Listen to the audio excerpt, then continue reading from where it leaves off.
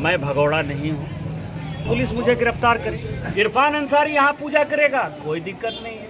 आपकी आवाज को सुनने आ रही है प्रभात खबर इलेक्शन एक्सप्रेस। देखते रहिए प्रभात खबर इलेक्शन एक्सप्रेस। गिरफ्तारी देने के लिए पुलिस ने गिरफ्तार नहीं किया। पुलिस का ये कहना है कि एफआईआर को इसने एमपी एमएलए कोर्ट में भेजा है, अभी वहाँ तक स्वीकार नहीं हुआ है। जब एफआईआर स्वीकार होगा तो फिर जो धाराएं लगाई हैं, 20 जो केस मेरे ऊपर किए हैं, 20 सेक्शन जो लगाए हैं, उसके आधार पर सेक्शन 41 का जो है इनको नोटिस देना है, 3 बार नोटिस देना है, और उसके बाद यदि गिरफ्तारी की कोई संभावना बनेगी तो गिरफ्तारी होगी। मैं भगोड़ा नहीं हूँ।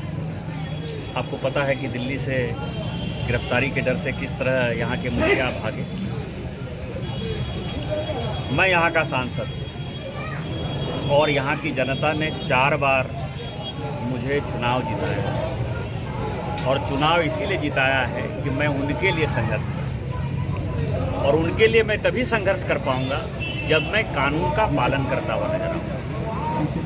ये 51वां केस है मेरे ऊपर, मेरे पत्नी के ऊपर। इस केस में भी आपको पता है कि मेरा बड़ा बेटा जो है वो भी संलिप्त है, उसके ऊपर भी एफआईआर है।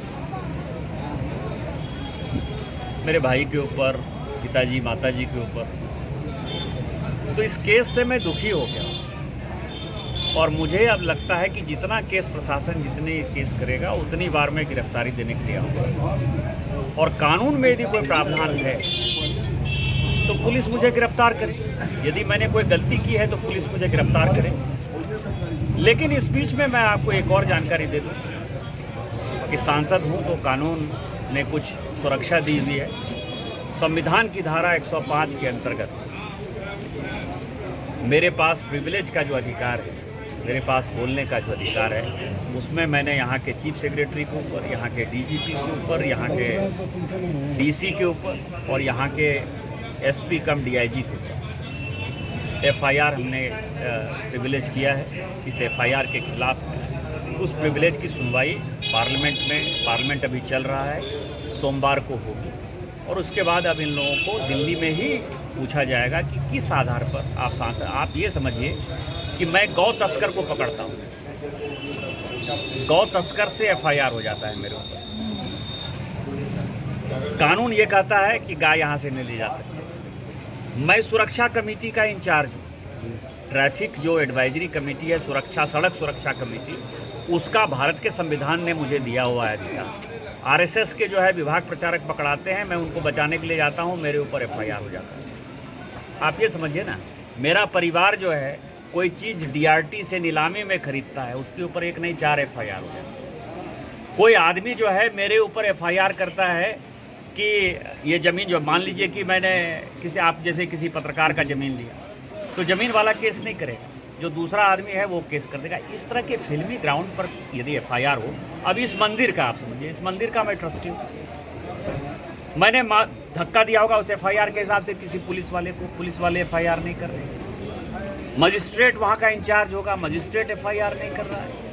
एक आम आदमी जिसको कि कोई जजमान नहीं है, इलीगल आदमी है, वो गर्भगृह में घुसा हुआ अवैध आदमी, पंडा धर्मरक्षिणी का वो पदाधिकारी भी नहीं, और उसके आधार पर आप एक अवैध आदमी के आधार पर मेरे ऊपर एफआईआर कर देते हैं। यदि वो कहता है तीर्थ पुरोहित है तो मैं भी तीर्थ पुरोहित हूँ। तीर्थ पुरोहित यहाँ ऐसे बनता है जैसे कानकुब्ज, जैसे ऐसा नहीं है कि कोई पंडा, मतलब कि मैथिल ब्राह्मण ही यहाँ के पंडा होंगे, यहाँ के कानकुब्ज भी पंडा हैं, तो मैं कानकुब्ज हूँ, वो भी पंडा है। यहाँ जो गवाली पूजा में चंदा देता है वो तीर्थ पुरोहित है। 3 साल जो किया वो पंडा धर्मरक्षिणी का वोटर है।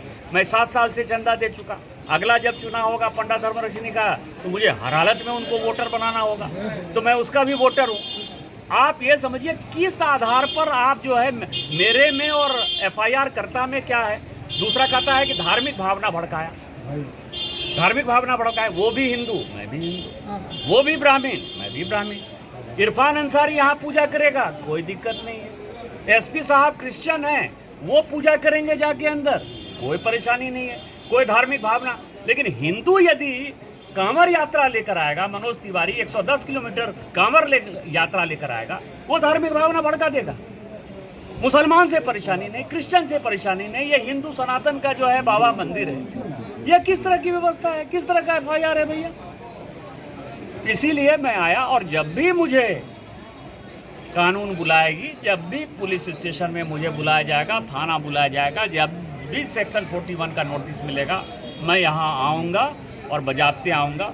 और इन लोगों से मैं ज़मीन पर, सड़क से लेकर संसद तक, जिसको कहते थे, सड़क से संसद तक मैं लड़ाई करते रहूँगा और इस सरकार को समूल उखाड़ फेंकूंगा। बार बार